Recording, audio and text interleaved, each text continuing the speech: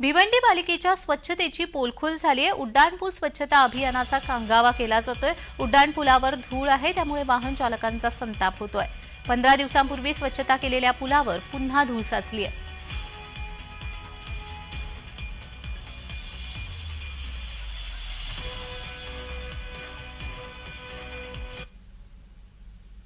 तर याचाच आढावा घेतलेला आहे आमचे प्रतिनिधी अनिल गजरे यांनी। पाहूया।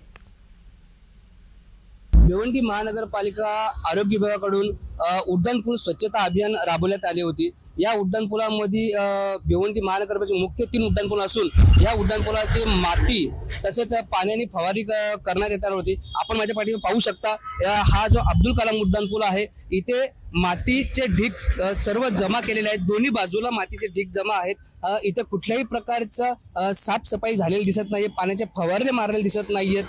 फक्त महानगरपालिकेने दावा केलेला आहे का गेल्या 15 दिवसापूर्वी महानगरपालिकेने एका पर्टिक्युलर ठिकाणी आरोग्य अधिकाऱ्यांनी फक्त पाण्याचा फवारा करून दिखावा केला काय, असं वाहन चालकाकडून तक्रार करण्यात येत आहे। आपण पाहू शकता, जसे जड वाहनं येतात, वेगाने येत असताना त्या सायलेन्सरचा धूर असेल आणि येणाऱ्या वाहनांबरोबर हवेचा जुळेमुळे ते बाजूला जी साचलेल्या मातीची जड उचलून नागरिकांच्या डोळ्यात जात आहे आणि प्रदूषणात मोठ्या प्रमाणात वाढ होत आहे। भिवंडीहून अनिल गजरे, जय महाराष्ट्र न्यूज।